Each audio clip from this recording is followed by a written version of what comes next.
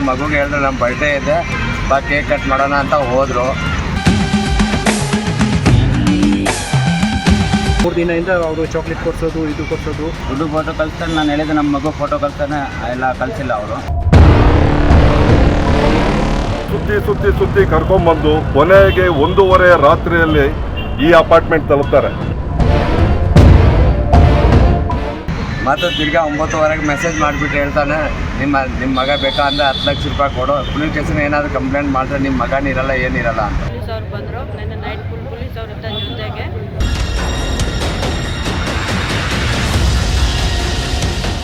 ಚಾಕುಗಳು, ಕತ್ತಿ ಥರ ಇರುವಂಥ ವೆಪನ್ಸ್ ಎಲ್ಲ ಆತ ಇಟ್ಟಿದ್ದ. ಭಾಳ ಸಪೋರ್ಟ್ ಮಾಡಿದ್ರು ಪೊಲೀಸವ್ರು, ಭಾಳ ಥ್ಯಾಂಕ್ಸ್ ಸರ್, ಸಖತ್ ಸಪೋರ್ಟ್ ಮಾಡಿದ್ರು.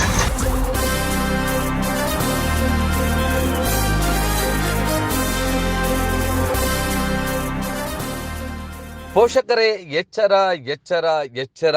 ನಿಮ್ಮ ಮಕ್ಕಳು ಯಾರ ಜೊತೆ ಮಾತಾಡ್ತಾರೆ ಮತ್ತು ಅವರು ನಿಮ್ಮ ಮಕ್ಕಳನ್ನ ಮಾತನಾಡಿಸೋಂಥವರ ನಡೆ ನುಡಿ, ಅವರು ಯಾವ ರೀತಿ ಕಾಣ್ತಾರೆ ಮತ್ತು ಅವರು ಪರಿಚಿತರ ಅಥವಾ ಇದ್ದಕ್ಕಿದ್ದಂತೆ ಬಂದು ನಿಮ್ಮ ಮಕ್ಕಳ ಮೇಲೆ ಅವರು ಪ್ರೀತಿನ ತೋರಿಸ್ತಾರ, ವಿನಾಕಾರಣ ಅವರು ಚಾಕ್ಲೇಟ್ ಕೊಡಿಸುವಂಥದ್ದು ಅಥವಾ ಕೇಕ್ ಕೊಡಿಸುವಂಥದ್ದನ್ನ ಮಾಡ್ತಾರೆ ಅಂದ್ರೆ ಏನೋ ಹುನ್ನಾರ ಇರ್ಬೋದಾ? ಕೆಲವೊಮ್ಮೆ ಪ್ರೀತಿಗೋಸ್ಕರ ಮಕ್ಕಳನ್ನ ಕಂಡ್ರೆ ಎಂಥವರು ಕೂಡ ಚಾಕ್ಲೇಟ್ ಕೊಡುವಂಥದ್ದು ಸಹಜ. ಅದರ ಹಿಂದೆ ದೊಡ್ಡ ರೀತಿಯಾದಂತಹ ಹುನ್ನಾರಗಳಿದ್ರೆ ಅದನ್ನು ಕೂಡ ಮೈ ಮರೆಯೋಗಿಲ್ಲ. ಅಂತಹದ್ದೇ ಒಂದು ಹುನ್ನಾರಕ್ಕೆ ಸ್ವಲ್ಪ ಯಾಮಾರಿದ್ರು ಸಾಕು, ಬಹುದೊಡ್ಡ ಅನಾಹುತ ನಡೆದೋಗ್ತಿತ್ತು. ಸಿಲಿಕಾನ್ ಸಿಟಿಯ ಪೋಷಕರು ಈ ಸ್ಟೋರಿಯನ್ನ ನೋಡ್ಲೇಬೇಕು. ಆ ಸ್ಟೋರಿ ಏನು ಅಂತಂದ್ರೆ, 15 ದಿನಗಳ ಕಾಲ ಆ ಮಗುವಿಗೆ ಚಾಕ್ಲೇಟ್ ಕೊಡ್ತಾನೆ, ಇವತ್ತು ನಂದು ಬರ್ತ್ಡೇ ಬಾ ಅಂತೇಳಿ ಸಂಜೆ 6:30ಗೆ ರ್ಯಾಪಿಡ್ ಆಟೋದಲ್ಲಿ ಕರ್ಕೊಂಡೋಗ್ತಾನೆ, ಮಧ್ಯರಾತ್ರಿವರೆಗೂ ಓಡಾಡಿಸ್ತಾನೆ. ಅವರಪ್ಪನಿಗೆ ಕಾಲ್ ಮಾಡಿದ್ದೇನೆ, ನಿನ್ನ ಮಗನನ್ನ ಕಿಡ್ನಾಪ್ ಮಾಡಿದ್ದೇನೆ, ನನಗೆ 10 ಲಕ್ಷ ರೂಪಾಯಿ ಕೊಡು, ಇಲ್ದಿದ್ರೆ ನಿನ್ನ ಮಗನನ್ನ ಮತ್ತೊಮ್ಮೆ ನೀನು ನೋಡೋದಕ್ಕೆ ಸಾಧ್ಯ ಆಗೋದಿಲ್ಲ ಅಂತ ವಾರ್ನಿಂಗ್ ಮಾಡ್ತಾನೆ. ಅಲರ್ಟ್ ಆದಂತ ಪೊಲೀಸ್ನವರು 13 ಗಂಟೆಗಳಲ್ಲಿ ಅವನ ಹೆಡಮುರಿಯನ್ನ ಕಟ್ತಾರೆ. ಆ ಪೊಲೀಸ್ನವರಿಗೆ ನಾವು ಹ್ಯಾಂಡ್ಸ್ ಆಫ್ ಹೇಳಲೇಬೇಕು. ಇಡೀ ಬಾಲಕನ ಅಪಹರಣ ಪ್ರಕರಣವನ್ನ electronic city police inspector Naveen ರವರು, ಸಬ್ ಇನ್ಸ್ಪೆಕ್ಟರ್ ಆದಂತಹ ಸಿದ್ದಪ್ಪ, ಹಾಗೆಯೇ ಮತ್ತೋರ್ವ ಸಬ್ ಇನ್ಸ್ಪೆಕ್ಟರ್ ಆದಂತಹ ಕಾಶಿಲಿಂಗೇಗೌಡ, ASI ವೀರೇಶ್, ಹೆಡ್ ಕಾನ್ಸ್ಟೇಬಲ್ ಹಾಗೂ SB ಆದಂತ ಶ್ರೀಶೈಲ ಇಟ್ಗಿ, ಹೆಡ್ ಕಾನ್ಸ್ಟೇಬಲ್ ಕೇದಾರ್, ಮತ್ತೋರ್ವ ಹೆಡ್ ಕಾನ್ಸ್ಟೇಬಲ್ ಬಸವರಾಜ್ ದದ್ದಲ್, ಹಾಗೆ PC ಆಗಿರುವಂತ ನವೀನ್ ಕುಮಾರ್ ಅವರ ಚಾಕಚಕ್ಯತೆಯಿಂದ ಈ ಒಂದು ಪ್ರಕರಣವನ್ನ ಅತ್ಯಂತ ಸುಲಭವಾಗಿ ಹಾಗೂ ಕಿಡಿಗೇಡಿಯನ್ನ ಕೆಡ್ಡಾಕೆ ಕೆಡುವಲ್ಲಿ ಯಶಸ್ವಿಯಾದರು. ಅದೆಲ್ಲ ಹೇಗ್ ನಡೀತು ಅನ್ನೋದನ್ನು ಕೂಡ ನೋಡೋಣ ಬನ್ನಿ.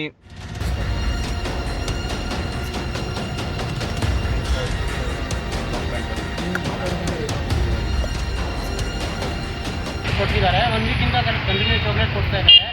ಆಮೇಲೆ ಮತ್ತು ಇಬ್ಬರು ಕರ್ಕೊಂಡು ಹೋದರೆ ಅದನ್ನೇ ರಿಟರ್ನ್ ಬಂದ್ಬಿಟ್ಟು ನೈಟ್ ಟೋಲ್ ಇದೆಯಲ್ಲ ಅಲ್ಲಿಂದ ರಿಟರ್ನ್ ಬಂದಿದ್ದಾರೆ. ಇಲ್ಲಿ ಬಂದಿದೆ, ಇಲ್ಲಿ ನಡ್ಕೊಂಡು ಹೋಗಿದ್ದಾರೆ,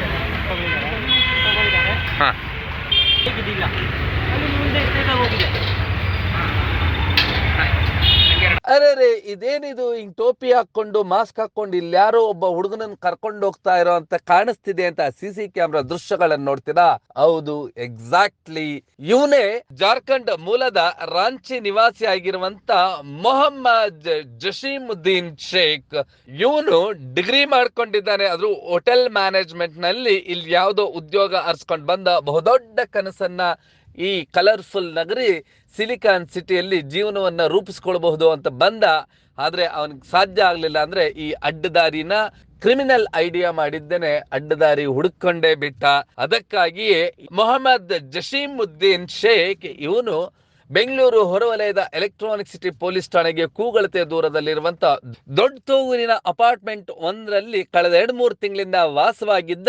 ಅಲ್ಲೇ ಸಮೀಪದಲ್ಲೇ ಇದ್ದಂತಹ ಮಾತಾಜಿ ಹೋಮ್ ಅಪ್ಲಯನ್ಸಸ್ ರಾಜಸ್ಥಾನಿ ಮೂಲದ ಮಾರ್ವಾಡಿ ಒಬ್ಬನ ಮಗನನ್ನ ಪರಿಚಯ ಮಾಡ್ಕೊಳ್ತಾನೆ. ಅವನ ಅಂಗಡಿಗೆ ಹೋಗಿ ಬರ್ತಾ ಇರ್ತಾನೆ, ಅಲ್ಲಿ ಮಗು ಇರ್ತಾನೆ. ಅವನನ್ನ ಮಾತನಾಡಿಸುವಂತ ನೆಪದಲ್ಲಿ ಮಾತನಾಡಿಸ್ತಾನೆ, ಚಾಕ್ಲೇಟ್ ಕೊಡಿಸ್ತಾನೆ. ದಾರಿಯಲ್ಲಿ ಹೋಗುವಾಗ ಬರುವಾಗ ಎಲ್ಲ ಮಾತನಾಡಿಸ್ಕೊಂಡು ಒಂದು ದೊಡ್ಡ ಸ್ಕೆಚ್ ಅನ್ನೇ ಹಾಕೊಂಡಿರ್ತಾನೆ. ಇವನು ಸಮಯಕ್ಕಾಗಿ ಕಾಯ್ತಾ ಇದ್ದ. ಆ ಒಂದು ಸಮಯ ಬಂದೇ ಬಿಟ್ಟಿತ್ತು. ಏನೆಲ್ಲ ಆಯ್ತು ಅನ್ನೋದಕ್ಕೆ ಈ ಒಂದು ದೃಶ್ಯಗಳನ್ನ, CC ಕ್ಯಾಮೆರಾದ ದೃಶ್ಯಗಳನ್ನ ತೀಕ್ಷ್ಣವಾಗಿ ನೋಡಿ ಬರೋಣ ಬನ್ನಿ.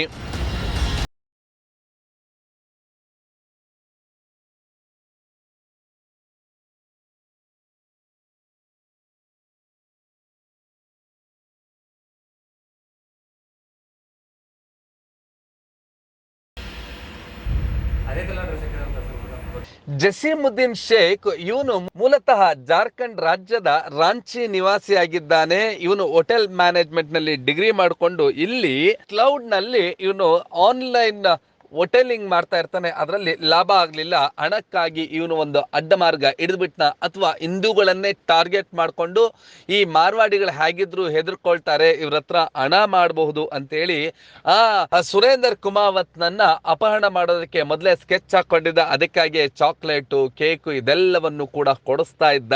ಅವತ್ತು ಸಂಜೆ 6:30ಕ್ಕೆ ಇವನನ್ನ ರ್ಯಾಪಿಡ್ ಆಟೋದಲ್ಲಿ ಇವನ ಜೊತೆ ಮತ್ತೊಬ್ಬ ಬಾಲಕನನ್ನು ಕೂಡ ಕೂರಿಸ್ಕೊಳ್ತಾನೆ. ಸ್ವಲ್ಪ ದೂರ ಹೋದ್ಮೇಲೆ ಮತ್ತೋರ್ವ ಬಾಲಕ ಸ್ವಲ್ಪ ಚುರುಕಾಗಿದ್ರಿಂದ ಅವನು ಇವನಿಂದ ತಪ್ಪಿಸ್ಕೊಂಡು ಹೊಡೋಗ್ತಾನೆ. ಆದ್ರೆ ಇವನನ್ನ ಕೂರಿಸ್ಕೊಂಡು ರಾತ್ರಿ 1:30ವರೆಗೂ ಇಡೀ ಎಲೆಕ್ಟ್ರಾನಿಕ್ ಸಿಟಿ, ಹೆಬ್ಬಗೋಡಿ, ಬೊಮ್ಮಸಂದ್ರ ಸುತ್ತಮುತ್ತಲು 15 ಕಿಲೋಮೀಟರ್ಗಳು ಸುತ್ತೊಡಿತಾನೆ. ಅವನು ಒಂದು ಮೊಬೈಲ್ನಿಂದ ಕರೆ ಮಾಡಿದ್ದಾನೆ.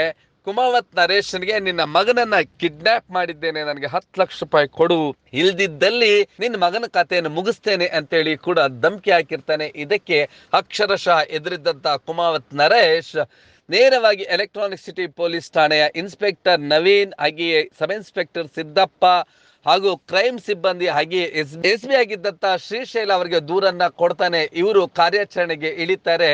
ಇವನು ಪದೇ ಪದೇ ಕಾಲ್ ಮಾಡ್ಬೇಕಾದ್ರೆ ವಾಟ್ಸಪ್ ಕಾಲ್ ಮಾಡ್ತಾ ಇದ್ದ. ಇವನು ಯಾವ ನಂಬರ್ನಿಂದ ಕರೆ ಮಾಡ್ತಿದ್ದ ಅಂತ ತಿಳಿಬಾರ್ದು ಅಂತ ಹೇಳಿದ್ದೇನೆ. ಈ ಜಸೀಮುದ್ದೀನ್ ಶೇಖ್ ಇವನು ವೈಫೈಯನ್ನ ಬಳಸ್ಕೊಂಡು ಅದರಿಂದ ಮಾಡ್ತಾ ಇದ್ದ.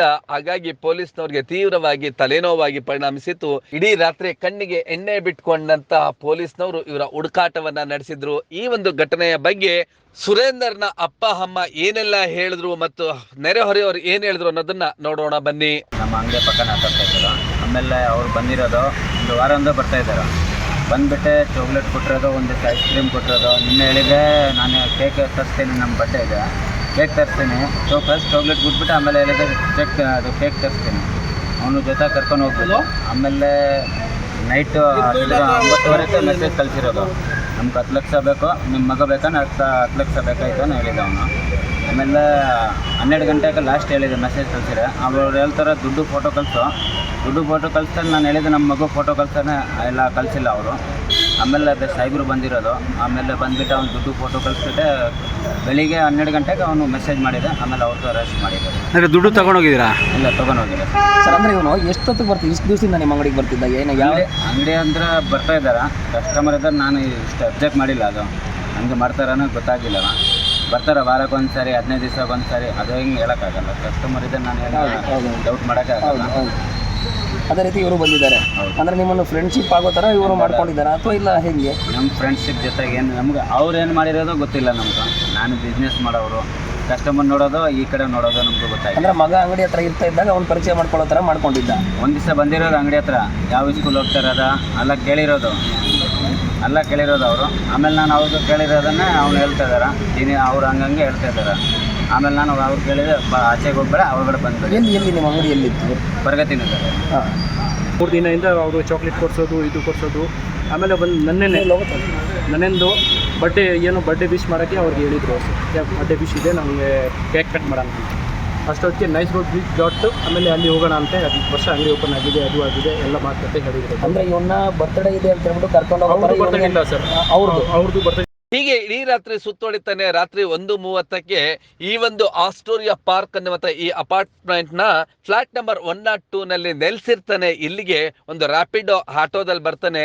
ಈ ಮಹಾನುಭಾವರು ಯಾರು, ಈ ಒಂದು ಅಪಾರ್ಟ್ಮೆಂಟ್ ಆಸ್ಟೋರಿಯಾ ಪಾರ್ಕ್ ಅಪಾರ್ಟ್ಮೆಂಟ್ ನವರು ಒಂದು CC ಕ್ಯಾಮ್ರಾ ಕೂಡ ಹಾಕ್ಸಿಲ್ಲ. ನೇರವಾಗಿ ರ್ಯಾಪಿಡ್ ಆಟೋದಲ್ಲಿ ಬಂದಿದ್ದಾನೆ. ಆ ಮಗುವನ್ನ ಕರೆದುಕೊಂಡು ಒಳಗಡೆಗೆ ಹೋಗ್ಬಿಡ್ತಾನೆ, ತಲೆ ಬಗ್ಗಿಸ್ಕೊಂಡು. ಇಲ್ಲಿನ ಸೆಕ್ಯೂರಿಟಿ ಏನನ್ನೂ ಹೇಳೋದಿಲ್ಲ. ಪೊಲೀಸ್ನವ್ರಿಗೆ ಇದು ತೀವ್ರವಾಗಿ ಕಾಡೋದಕ್ಕೆ ಆರಂಭಿಸಿತು. ಇನ್ನು ಇಡೀ ರಾತ್ರಿ ಇವನನ್ನು ಹುಡುಕಾಟದಲ್ಲೇ ತೊಡಗಿದ್ರು. ಇವನು ಹೇಳಿದಂತ ಹಣವನ್ನು ಕೂಡ ಅವರಪ್ಪನಿಂದ 50 ಸಾವಿರ ರೂಗಳ ಬಂಡಲ್ ಅನ್ನು ಕೂಡ ಮಾಡಿಸಿದ್ರು ಪೊಲೀಸ್ನವರು, ಇವನನ್ನ ಕೆಡುವುದಕ್ಕೆ. ಇದ್ರ ಬಗ್ಗೆ ಇನ್ನಷ್ಟು ವಿವರಣೆಗಳನ್ನ ಈ ಬಾಲಕನ ಪೋಷಕರು ತಿಳಿಸಿದ್ದು ಹೀಗೆ. ಭಯ ಆಗುತ್ತೆ ಅಣ್ಣ, ನಮ್ಗೇನಿಲ್ಲ, ಮಾರ್ಕೆಟಲ್ಲಿ ಇರೋರಿಗೆ ಭಯ ಆಗುತ್ತೆ. ಅದು ಯಾರು ಮಕ್ಕಳು ಈ ಥರ ಆಗುತ್ತೆ. ಎಷ್ಟು ದೊಡ್ಡ ಅಪಾರ್ಟ್ಮೆಂಟ್ಗೆ ಇದ್ಬಿಟ್ಟು ಅವ್ನ ಕ್ಯಾಮ್ರಾ ಇಲ್ಲ, ಏನಿಲ್ಲ, ಏನು ಸೆಕ್ಯೂರಿಟಿ ಇಲ್ಲ, ಏನಿಲ್ಲ. ನಾನು ಈ ಥರ ಆಗುತ್ತೆ, ಭಯ ಆಗುತ್ತೆ ಅಣ್ಣ. ಎಷ್ಟೊತ್ತಲ್ಲಾಗಿತ್ತು ನಿನ್ನೆ? ಏನಾಗಿತ್ತು? ನಮಗೇನಿಲ್ಲ ಅಣ್ಣ, ಮಾರ್ಕೆಟಲ್ಲಿ ಇರೋದು, ನಾನು ಪಕ್ಕದಲ್ಲಿ ಅಂಗಡಿ ಇರೋದು. ನಿನ್ನೆ ಎಷ್ಟೊತ್ತಲ್ಲಾಗಿತ್ತಂತೆ ಇವಾಗ ಮಗು ಸಿಕ್ಕಿದ್ದೆ? 6 ಗಂಟೆ ಆಗಿರೋದು, ಬೆಳಗ್ಗೆ 12 ಗಂಟೆಗೆ ಬಂದು ಮಗುಗೆ ಸ್ವಲ್ಪ ಟೆನ್ಷನ್ ಕಮ್ಮಿ ಆಗಿದ್ದೀರಾ. ಅಂದರೆ ಇಲ್ಲೇ ನಾವು ಒಳಗಡೆ ಬಂದಾಗ ಏನು ಸೆಕ್ಯೂರಿಟಿ ಇರಲಿಲ್ವಾ? ಏನಿಲ್ಲ, ಅವ್ರ ಕಾರಲ್ಲಿ ಹಾಕೊಂಡು ಹತ್ಕೊಂಡು ಹೋಗೋಕೆ ಅಷ್ಟೊತ್ತು ಯಾರು ನಮ್ಮ ಬಂದು ಹೇಳಿರೋದು, ಭಯ ಬಂದು ಬೇಡ ಹಾಗೆ ಪೊಲೀಸ್ ಅವ್ರು ಬಂದರು. ನೆನ್ನೆ ನೈಟ್ ಪೊಲೀಸ್ ಅವ್ರ ಜೊತೆಗೆ ಅವ್ರ ಜೊತೆಗೆ ಇದ್ಬಿಟ್ಟು ನಂಗೆ ಸ್ವಲ್ಪ ಸಪೋರ್ಟ್ ಮಾಡಿದ್ದೀನಿ. ಒಟ್ಟಿನಲ್ಲಿ ರಾತ್ರಿ 1:30ಕ್ಕೆ ಬಂದಿದ್ದಾನೆ, ಮೊಬೈಲ್ ಸ್ವಿಚ್ ಆಫ್ ಮಾಡ್ಕೊಂಡು ಮಲಗಿಬಿಡ್ತಾನೆ. ಮತ್ತೆ 4:00ವರೆಗೆ ಎದ್ದಿದ್ದೇನೆ, ಇವನು ಮತ್ತೊಮ್ಮೆ ವೈಫೈ ಕನೆಕ್ಟ್ ಮಾಡ್ಕೊಂಡಿದ್ದಾನೆ, ಫೋನ್ ಮಾಡ್ತಾನೆ. ಇವರಿಗೆ ಪೋಷಕರಿಗೆ ತೀವ್ರವಾದಂತಹ ತಲೆನೋವು, ಪೊಲೀಸ್ನವ್ರಿಗೂ ಕೂಡ ಟೆನ್ಷನ್ ಆಗುತ್ತೆ.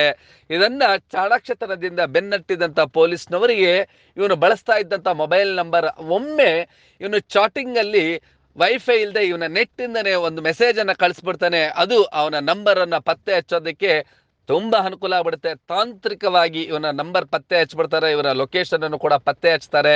ಆದ್ರೆ ಅಪಾರ್ಟ್ಮೆಂಟ್ ಬಳಿ ಬಂದು ಸುತ್ತಾಡಿದ್ರೆ ಅಲ್ಲೆಲ್ಲೂ ಕೂಡ CC ಕ್ಯಾಮ್ರಾಗಳು ಇಲ್ಲ. ಇವನನ್ನ ಹುಡುಕಾಡೋದು ಕೂಡ ಕಷ್ಟ ಆಗತ್ತೆ. ಪೊಲೀಸ್ನವರು ಚಾಣಾಕ್ಷತನವನ್ನ ಮೆರೀತಾರೆ. ಮಧ್ಯಾಹ್ನ 1:30ಕ್ಕೆ ಈ ಮೊಹಮ್ಮದ್ ಜಮ್ಶುದ್ದೀನ್ ಶೇಖ್ನನ್ನ ಕೆಡ್ಡಾಕೆ ಕೆಡವೇ ಬಿಡ್ತಾರೆ. ಇದ್ರ ಬಗ್ಗೆ ಪೋಷಕರು ಹೇಳಿದ್ದು ಹೀಗೆ: 6:20ಕ್ಕೆ ಬಂದ್ಬಿಟ್ಟು ಮಗುಗೆ ಡೈಲಿ ಚಾಕ್ಲೇಟ್ ಕೊಡೋದು ಎಲ್ಲ ಫ್ರೆಂಡ್ಶಿಪ್ ಮಾಡಿಬಿಟ್ಟು, ಆಮೇಲೆ ಮಗುಗೆ ಹೇಳಿದ್ರು ನಮ್ಮ ಬರ್ಡೇ ಇದೆ ಬಾ ಕೇಕ್ ಕಟ್ ಮಾಡೋಣ ಅಂತ ಹೋದರು. ಮತ್ತು ತಿರ್ಗಾ 9:15ಕ್ಕೆ ಮೆಸೇಜ್ ಮಾಡಿಬಿಟ್ಟು ಹೇಳ್ತಾನೆ, ನಿಮ್ಮ ಮಗ ಬೇಕಾ ಅಂದರೆ 10 ಲಕ್ಷ ರೂಪಾಯಿ ಕೊಡು, ಪೊಲೀಸ್ ಸ್ಟೇಷನ್ ಏನಾದರೂ ಕಂಪ್ಲೇಂಟ್ ಮಾಡಿದ್ರೆ ನಿಮ್ಮ ಮಗನಿರಲ್ಲ ಏನಿರಲ್ಲ ಅಂತ ಆ ಥರ ಮೆಸೇಜ್ ಮಾಡ್ತಾರೆ. ಆಮೇಲೆ 10 ಲಕ್ಷ ರೂಪಾಯಿ ಕೊಟ್ಟರೆ ನಿಮ್ಮ ಮಗನ ಬಿಡ್ತೀನಿ, ಇಲ್ಲಾಂದ್ರೆ ಬಿಡಲ್ಲ ಅಂತ. ನೈಟ್ 12:40ವರೆಗೂ ಮೆಸೇಜ್ ಬರ್ತಿದೆ. ಆಮೇಲೆ ಎಷ್ಟೊತ್ತಿಂದ ಮೆಸೇಜ್ ಮಾಡೋಕ್ಕೆ ಶುರು ಮಾಡಿದ್ದೆ? 9:20ಗೆ 9:15 ನೋಡ್ಕೊಳ್ಳಿ ಸರ್. 9:15ಇಂದ ಮೆಸೇಜ್ ಮಾಡೋದು ಸ್ಟಾರ್ಟ್ ಮಾಡಿ. ಮೆಸೇಜ್ ಮಾಡೋಕ್ಕೆ ಶುರು ಮಾಡಿದ್ಮೇಲೆ ನೀವು ಕಂಪ್ಲೇಂಟ್ ಕೊಟ್ಟಿದ್ದೀರಾ? ಆಮೇಲೆ ನಾವು ಕಂಪ್ಲೇಂಟ್ ಕೊಟ್ಟಿದ್ದು, ಆ ಮಗ ಮೆಸೇಜ್ ಬಂದಿದೆ ಆವಾಗ ಬಂದ್ಬಿಟ್ಟೆ. ಪೊಲೀಸರು ಇಷ್ಟು ಬೇಗ ಹಿಡಿದಿದ್ದಾರೆ? ಪೊಲೀಸ್ ಅವರು ಭಾಳ ಸಪೋರ್ಟ್ ಮಾಡಿದ್ರು ಸರ್, ಭಾಳ ಸಪೋರ್ಟ್ ಮಾಡಿದ್ರು ಪೊಲೀಸ್ ಅವರು. ಭಾಳ ಥ್ಯಾಂಕ್ಸ್ ಸರ್, ಸಖತ್ ಸಪೋರ್ಟ್ ಮಾಡಿದ್ರು. ಫುಲ್ ನೈಟ್ ನಮ್ಮ ಜೊತೆಗೆ ಇದ್ರು ಪೊಲೀಸ್ ಅವರು, ಯಾರು ಒಬ್ಬರು ಹೋಗಿಲ್ಲ. 8ರಿಂದ 10 ಕಿಲೋಮೀಟರ್ ಅಷ್ಟು ಹೆಬ್ಬಗೋಡಿ, ಎಲೆಕ್ಟ್ರಾನಿಕ್ ಸಿಟಿ, ಈ ಥರ ಎಲ್ಲ ಕಡೆ ಸುತ್ತಿ ಕರ್ಕೊಂಡ್ಬಂದು ಕೊನೆಗೆ 1:30 ರಾತ್ರಿಯಲ್ಲಿ ಈ ಅಪಾರ್ಟ್ಮೆಂಟ್ ತಲುಪ್ತಾರೆ. ಈ ಅಪಾರ್ಟ್ಮೆಂಟ್ ತಲುಪಿದಾಗ ಇಲ್ಲಿ ಯಾವುದೇ ಒಂದು ಕ್ಯಾಮ್ರಾ ಇರಲ್ಲ, ಯಾವುದೇ ಒಂದು ಏನೂ ಇರಲ್ಲ. ಈ ಸೀದಾ ಒಳಗಡೆಗೆ ಆಟೋವನ್ನು ಪ್ರವೇಶ ಮಾಡ್ತಾನೆ. ಈ ಫ್ಲಾಟ್ ನಂಬರ್ 102 ಅಲ್ಲಿ ಆ ಮಗುವನ್ನು ಬಂಧನ ಮಾಡಿ ಇಟ್ಕೊಳ್ತಾನೆ. ಈ ಕಂಪ್ಲೇಂಟ್ ಕೊಟ್ಟಿರ್ತಾರೆ ಪೊಲೀಸರೆಲ್ಲ, ರಾತ್ರಿ ಎಲ್ಲ ಮೊಬೈಲ್ನ ಟ್ರೇಸ್ ಮಾಡ್ತಾನೆ. ಅಥವಾ ಚಾಣಕ್ಯತೆಯಿಂದ ಮೊಬೈಲ್ನ ಸ್ವಿಚ್ ಆಫ್ ಮಾಡಿಕೊಂಡು ಏನು ಲೊಕೇಶನ್ ಸಿಗದಿರ 10 ಲಕ್ಷ ಬೇಡಿಕೆ ಇಡ್ತಾನೆ. 10 ಲಕ್ಷ ಹಣನ ಮತ್ತೆ ಆಯಿತು ಅಂದ್ಬಿಟ್ಟು ಅದನ್ನು ನಿಮಗೆ ಅಮೌಂಟ್ ದುಡ್ಡು ನಾವು ಕೊಡ್ತೀವಿ, ನಮ್ಮ ಮಗುನ ಕೊಡಿ ಅಂತ ಇವರು ರಿಕ್ವೆಸ್ಟ್ ಮಾಡ್ಕೊಳ್ತಾರೆ. ಮತ್ತು ಆತ ಮೊಬೈಲ್ ಸ್ವಿಚ್ ಆಫ್ ಮಾಡ್ಕೊಳ್ತಾನೆ. ಮತ್ತು ಇವತ್ತಿನ ಮಧ್ಯಾಹ್ನದವರೆಗೂ ಆತ ಮೊಬೈಲ್ ಆನ್ ಮಾಡಲ್ಲ. ಪೊಲೀಸರು ಚಾಣಕ್ಯತೆಯಿಂದ ಅದನ್ನು ಬಂಧ ಮಾಡ್ತಾರೆ. ಆ ಮಗುಗೆ ಏನಾದರೂ ಒಂದು ತೊಂದರೆ ಮಾಡಿದ್ನಾ? ಯಾವುದೇ ತೊಂದರೆ ಏನಾಗಿಲ್ಲ. ಪುಣ್ಯವಸಂತೂ ಆತ ಎಲ್ಲ ಥರದ ಆಯುಧಗಳನ್ನು ಇಟ್ಟಿದ್ದ ಅನ್ಸುತ್ತೆ. ಏನಕ್ಕೆ ಆಯುಧಗಳು ಇಟ್ಕೊಂಡಿದ್ದ ಅನ್ಸುತ್ತೆ ನಿಮಗೆ? ಅದು ಗೊತ್ತಿಲ್ಲ. ಅಂದರೆ ಒಂದು ಚಾಕುಗಳು, ಕತ್ತಿ ಥರ ಇರುವಂಥ ವೆಪನ್ಸ್ ಎಲ್ಲ ಆತ ಇಟ್ಟಿದ್ದ.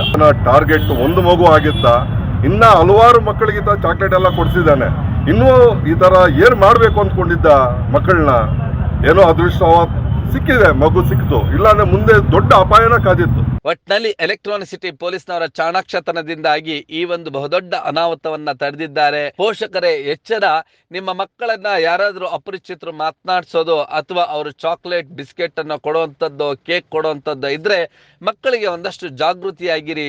ನೀವು ಯಾರ ಹತ್ರನ್ನು ತೆಗೆದುಕೊಳ್ಬೇಡಿ. ಚಿರಪರಿಚಿತರಾಗಿದ್ರೆ ಮಾತ್ರ ತಗೊಳ್ಬೇಕು, ಅಥವಾ ಅಕ್ಕಪಕ್ಕದ ಅವರ ಹತ್ರ ಮಾತ್ರ ತೆಗೆದುಕೊಳ್ಬೇಕು. ಹೀಗೆ ಅಪರಿಚಿತರು ಬಂದಾಗ ಯಾವ ಮುಖವಾಡವನ್ನು ಹಾಕೊಂಡು ಬಂದಿದ್ದೇನೆ, ಈ ರೀತಿಯಾದ ಕೆಲಸ ಮಾಡ್ತಾರೆ ಅನ್ನೋದಕ್ಕೆ ಇದೊಂದು ಸಾಕ್ಷಿಯಾಗಿರುತ್ತೆ. ಒಟ್ನಲ್ಲಿ ಈ ಪ್ರಕರಣವನ್ನ ಸಿನಿಮೀಯ ರೀತಿಯಲ್ಲಿ ಚೇಸ್ ಮಾಡಿ ಈ ಮೊಹಮ್ಮದ್ ಜಮ್ಶುದ್ದೀನ್ ಶೇಖ್ನನ್ನ ಕೆಡ್ಡಾಕಿ ಕೆಡವಿದಂತ ಎಲೆಕ್ಟ್ರಾನಿಕ್ ಸಿಟಿ ಪೊಲೀಸ್ನವ್ರಿಗೆ ಹ್ಯಾಂಡ್ಸ್ ಆಫ್ ಹೇಳಲೇಬೇಕು. ನೀವು ಈ ಕೂಡ ಎಲ್ಲ ನಮ್ಮ ಚಾನಲ್ಗೆ ಸಬ್ಸ್ಕ್ರೈಬ್ ಆಗಿಲ್ಲ ಅಂದರೆ ಸಬ್ಸ್ಕ್ರೈಬ್ ಬಟನನ್ನು ಕ್ಲಿಕ್ ಮಾಡಿ, ಪಕ್ಕದಲ್ಲಿರೋ ಬೆಲ್ ಐಕನನ್ನು ಕ್ಲಿಕ್ ಮಾಡಿ. ನಾವು ಅಪ್ಲೋಡ್ ಮಾಡುವಂತಹ ವೀಡಿಯೋಸ್ ನಿಮಗೆ ನೋಟಿಫಿಕೇಶನ್ ಬರುತ್ತೆ.